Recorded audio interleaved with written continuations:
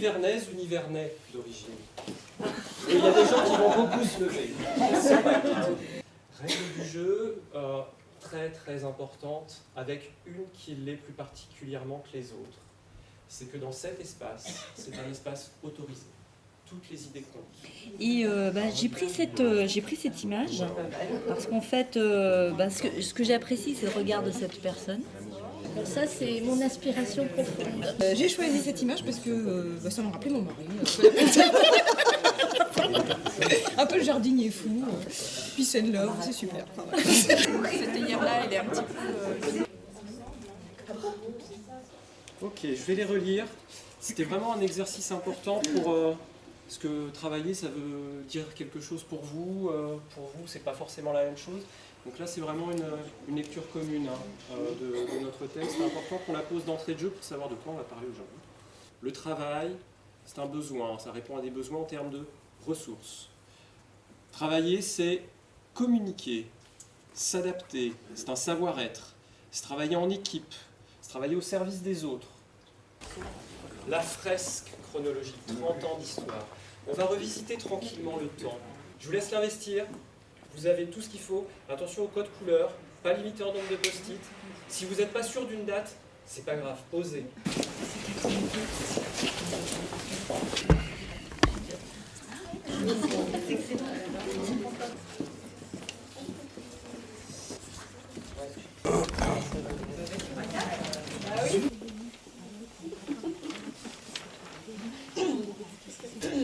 Vache folle, vous vous souvenez quand c'était?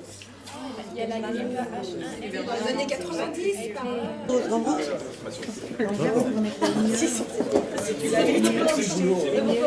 C'est bon, il n'y a plus rien. Fini. Ok, on va poser les crayons, les post-it. Et je vais vous expliquer comment la faire parler, cette fresque. Elle nous raconte une histoire. Et voilà la méthode que je vous propose pour qu'on puisse la partager. Je vais vous inviter à travailler en sous-groupe pendant 20-25 minutes. Un premier sous-groupe qui va travailler sur la tranche 84, peut-être un peu avant, 94. 94-2004, s'il vous plaît, vous nous invitez dans votre période. Allez, c'est parti. Merci. On a eu un peu de mal, parce qu'en fait on a vu que cette période était justement un peu vide. Et justement le vide c'est un petit peu une matière. Maintenant on a vu que c'était la période de réajustement. On voit que c'est un changement de société où on a pu, il fait chaud, il fait très froid. On a eu une phase où on a pris conscience des nouvelles compétences, donc on était encore dans la structure administrative pure et dure.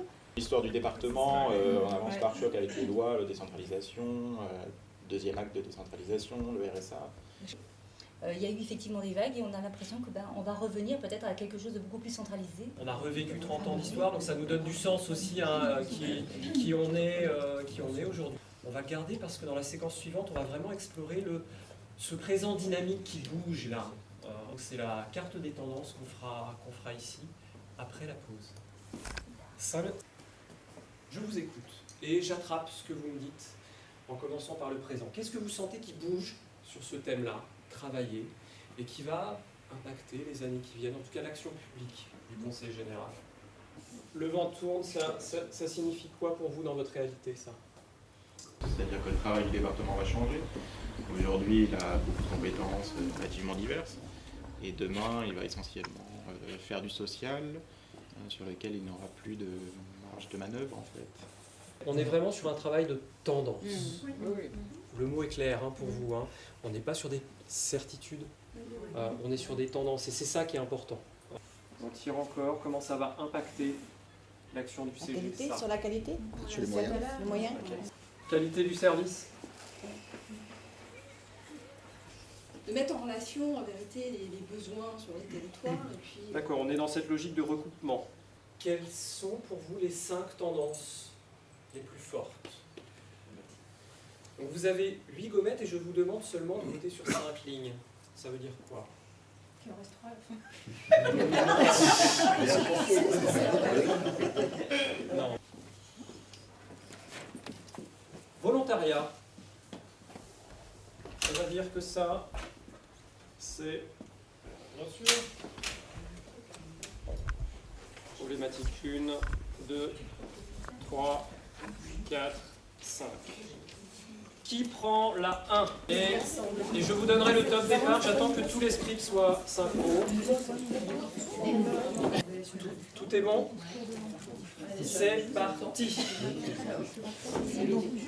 6 minutes. Parce qu'après, tu vas expérimenter, travailler ensemble. On cogite, mais On brainstorm. comment brainstormer sur quoi? Comment faire pour assurer la qualité de service face aux contraintes budgétaires? Il faut utiliser ce qu'il y a. Faut utiliser ce qu'il y a là, les ressources actuelles. Ouais. Faut utiliser les ressources. Comment faire des choix précis sur le travail et l'emploi? Les priorités à définir. Facile. On essaye. Excusez-moi, c'est quoi le sujet là? Ah, le sujet, c'est... Alors, attendez voir. Ah non, c'est comment faire pour gérer, rendre un service de qualité. Facile? Avec de plus en plus de demandes et de moins en moins de moyens. C'est facile. Vous trouvez des idées en fait? C'est plein, la page. Ouais, en 6 minutes. Ah mais la page est presque remplie alors. On est très performants. Dernier tour. Les 3 tours sont terminés. Notez la dernière idée qui flotte là. Le principe, c'est qu'à la fin de ces 3 minutes, vous complétiez les post-it. Un post-it égale une idée plus d'un mot, avec vos 4 coups de cœur d'idées qui ressortent de ce brainstorming. Ces idées, ce sont vraiment des idées essentielles par rapport aux thématiques, aux problématiques que vous avez à traiter. Là, on apporte des solutions aux usagers. Okay. Voici une matrice où vous allez venir afficher vos post-it. Cette matrice, en fait, elle donne des couleurs aux idées. 3 couleurs, selon 2 axes. Un axe de faisabilité et un axe qui s'appelle nouveauté, pour ceux qui ne le voient pas. Je vais restituer, peut-être vous demander de préciser certaines choses. Mutualisation des services. Est-ce que c'est la notion de partenariat ou c'est autre chose? On a parlé de recenser les besoins, mais on s'est dit que parmi ce qu'on avait recensé, il y aura forcément un objectif. Alors, comment va-t-on faire pour sélectionner les idées qu'on va transformer en solution tout à l'heure? À l'intérieur de ce feutre, il y a pour chacun d'entre vous 3 lettres. Un E, un S et un P. E pour essentiel.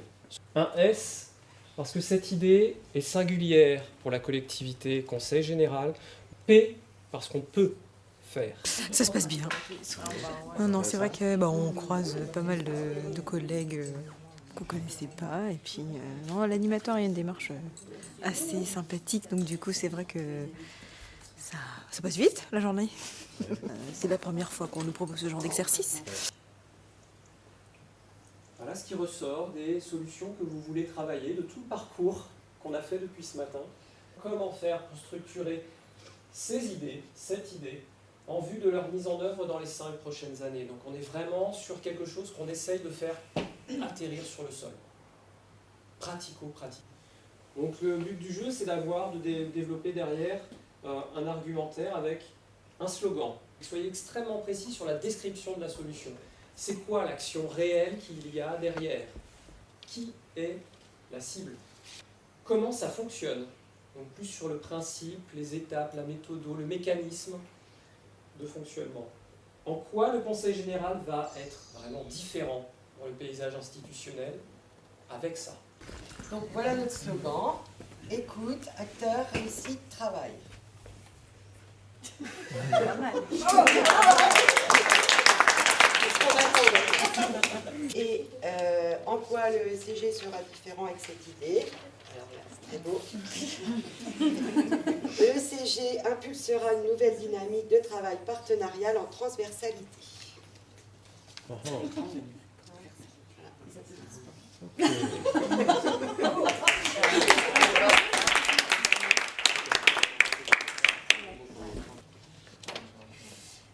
Alors la solution auquel on a pensé, c'est construire un recueil de compétences par mots-clés dans lequel seraient précisées les ressources. c'est-à-dire les ressources en termes de services, de moyens, de personnes référentes, etc. Pourquoi on croit dur comme fer à cette idée?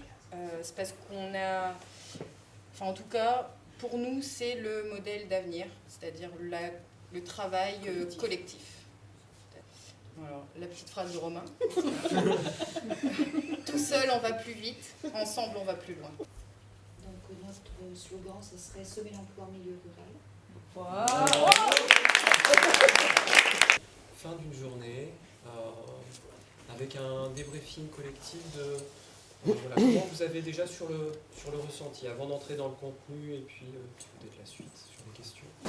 Bah écoutez, ça se passe bien et je trouve que c'est bien, ça nous donne à la fois l'occasion de nous rencontrer entre membres de la collectivité, entre différents pôles, et puis ça nous permet aussi de nous projeter un petit peu au dehors de notre sphère de travail quotidienne en fait. Ça nous oblige à repenser un petit peu ce qu'on fait et puis à imaginer comment faire autrement, comment faire mieux, comment s'adapter.